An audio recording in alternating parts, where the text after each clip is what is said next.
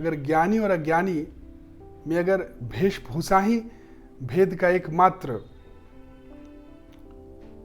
मापदंड हो जाए तब तो बहुत आसान हो जाएगा कि भाई ढूंढने में कि ये ज्ञानी है और ये अज्ञानी है।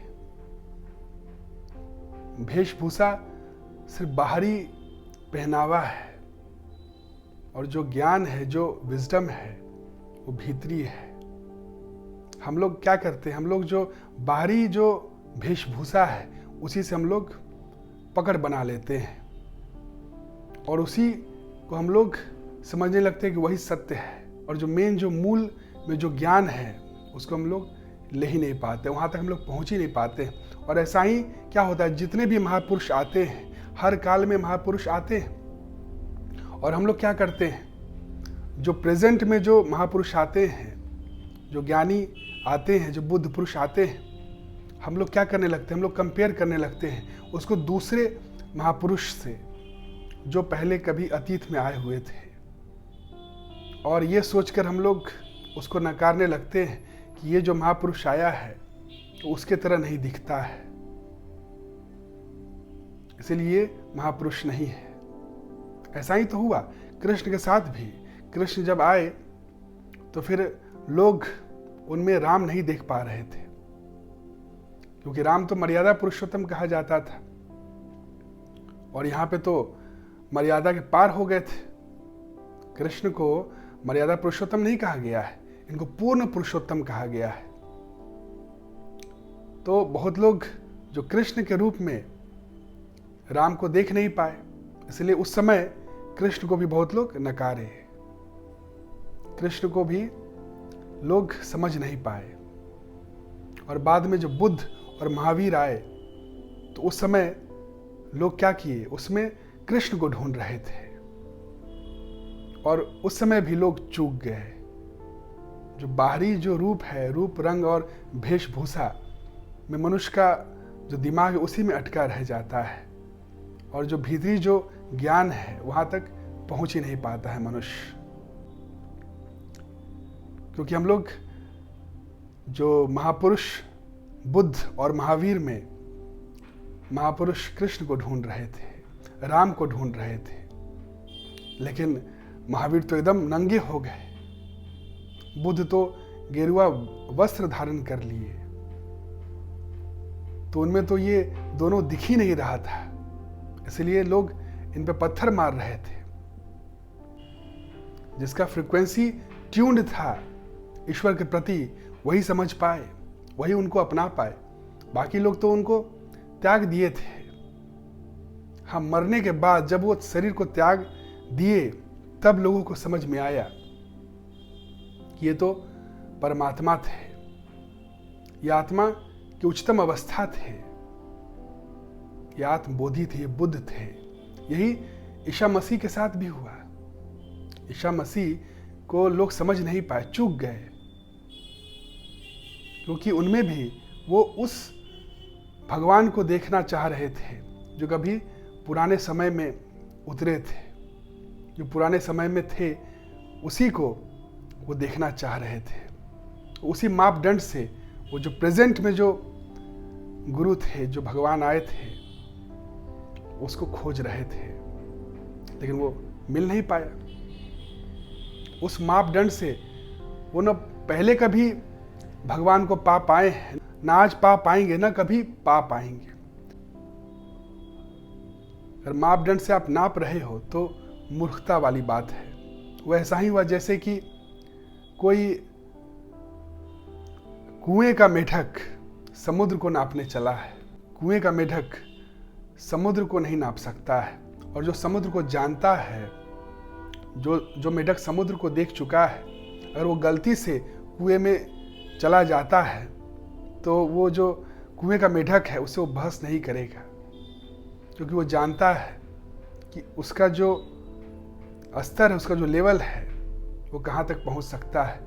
वो एक छोर से दूसरे छोर तक ही पहुँच सकता है, इसलिए उसे वो बहस नहीं करेगा कि समुद्र क्या है।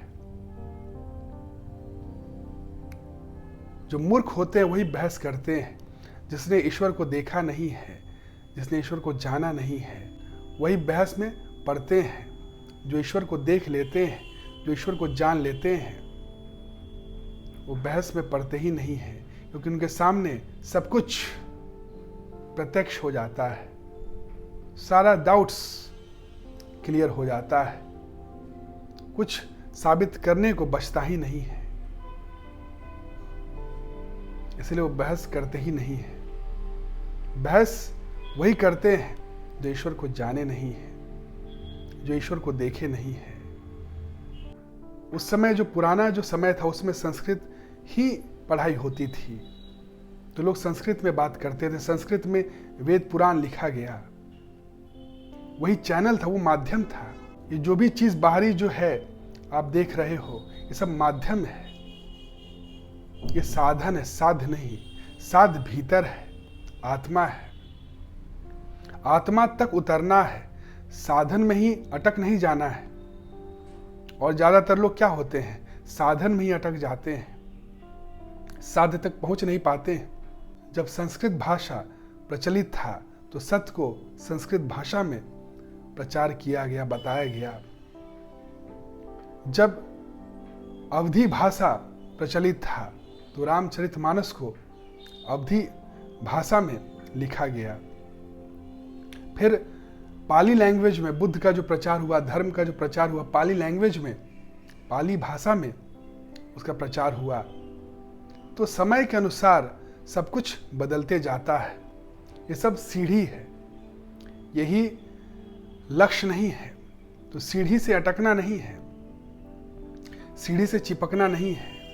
हम लोग सीढ़ी से ही चिपकना चाहते हैं और जो लक्ष्य है वही हम लोग भूल जाते हैं। तो महापुरुष की जो बाहरी जो रूप रंग है उसी में हम लोग उलझ जाते हैं कि ये जो है वो ऐसे नहीं है। इसलिए क्या हुआ, महावीर जब थे तो उनको नंगा देखकर लोग विश्वास ही नहीं कर पाया कि ये महापुरुष हैं, ये बुद्ध पुरुष हैं, ये ज्ञानी हैं, ये भगवान है। क्योंकि वो कृष्ण की तरह नहीं आए, हाथ में चक्र और मोरपंख पहन के नहीं आए। इसलिए लोग चूक गए। अगर थोड़ा सा भी भीतरी ज्ञान होता तो तुरंत पकड़ लेते। थोड़ा सा भी फ्रीक्वेंसी जो है, जब रेडियो का जो फ्रीक्वेंसी आप मैच करते हो कोई भी चैनल पे, तो क्या होता, पकड़ लेता है। थोड़ा सा भी अगर उस डायरेक्शन में ट्यून होते तो तुरंत पकड़ लेते। और बहुत लोग पकड़े भी बहुत लोग उनको समझे भी। जब वो जीवित थे तो बहुत लोग समझे। जीवित गुरु को बहुत कम लोग समझ पाते हैं, और जो समझ लेते हैं वही तर जाते हैं। जैसे विवेकानंद रामकृष्ण परमहंस को पहचान गए, कबीर रामानंद को पहचान गए, मीराबाई रायदास को पहचान गई। जब गुरु जीवित है उस समय ही उसको पहचान लिया शिष्य, तो वो पार हो जाता है। उस संसार के भवसागर जो है, संसार रूपी जो भवसागर है, तभी वो पार हो सकता है। नहीं तो फिर भटकते रहेगा, वो हमेशा अतीत में ही जिएगा कि वो महापुरुष थे, वो आए थे कभी, और उसके इर्द गिर्द बहुत सारी कहानियां बनते रहेंगी। जब महापुरुष चले जाते हैं, जब अपना शरीर त्याग देते हैं, तो क्या होता है, उनके इर्द गिर्द कहानियां बनने लगती है, क्योंकि वो तो चले गए। अब उनके बारे में अब कौन कह रहा है, उनके अनुयायी कह रहे हैं। अब वो नहीं कह रहे हैं, उनके अनुयायी कह रहे हैं। यहीं से क्या होता है, सत्य जो है डिस्टॉर्ट होने लगता है, मैनिपुलेट होने लगता है, कथाएं बनने लगती है, और जो मेन एसेंस है वही खोने लगता है। तो कोई भी संस्था, कोई भी जो पंथ है, उसमें 3 प्रकार के लोग होते हैं। पहला, जो सत्य के अनुभव से गुजरे हैं। दूसरा, जो उनको सुने हैं, जो उनको सुनते हैं। और तीसरा, जो उनके सुनने वालों से सुने हैं। तो 3 प्रकार के लोग होते हैं। एक तो जो फाउंडर है, जो सत्य का अनुभव किए हैं, जो वो बोल रहे हैं, वही ग्रंथ बन जाता है, वही शास्त्र बन जाता है।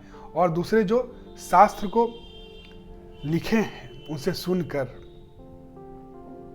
और तीसरे जो शास्त्र पढ़कर उनको जाने हैं। तो 3 तरह के लोग होते हैं। जो डायरेक्ट सुने हैं उनमें संभावना होता है कि वो भवसागर को पार कर सके, उनमें संभावना होता है कि वो उस बुद्धत्व के स्तर को प्राप्त कर सके, क्योंकि वही सुनता है डायरेक्ट, जो उधर ट्यून्ड होता है, जो उसके डायरेक्शन में, उसके दिशा में ट्यून्ड है, वही उनको सुन सकता है। बाकी लोग तो क्या करेंगे? बाकी लोग सोचेंगे कि नहीं, ये भगवान थोड़ी हो सकते हैं, भगवान तो सिर्फ जो मूर्ति में है या फ्रेम में टंगे हुए हैं वही भगवान हो सकते हैं, क्योंकि वो बोल नहीं पा रहे हैं, क्योंकि वो अब कुछ कर नहीं पा रहे हैं। तो उनके इर्द गिर्द बहुत सारी कहानियां, दिव्य कहानियां गढ़ी जाती है, और हम लोग सोचते कि हाँ वो भगवान हो सकते हैं। जीवित आदमी भगवान थोड़ी हो सकता है, और वहां पे हम लोग चूक जाते हैं। और थोड़ा सा भी जिसमें बोध होता है, वो जानते हैं गुरु ब्रह्म, गुरु विष्णु, गुरु देव महेश्वरा, गुरु साक्षात पर ब्रह्म, तस्मै श्री गुरुवे नमः। हमें अगर गोविंद को जानना है, हमारे भीतर जो गोविंद है उसको जानना है, तो गुरु के शरण में जाना ही होगा। जैसे हमें अगर अपने बाहरी रूप को देखना है तो आईने के समीप जाना होता, आने के शरण में जाना होता, ठीक उसी तरह अगर हमें अपने भीतर गोविंद को जानना है, अपने आत्मा का स्वरूप को जानना है, तो हमें गुरु के पास जाना ही होगा, जीवंत गुरु के पास जाना होगा।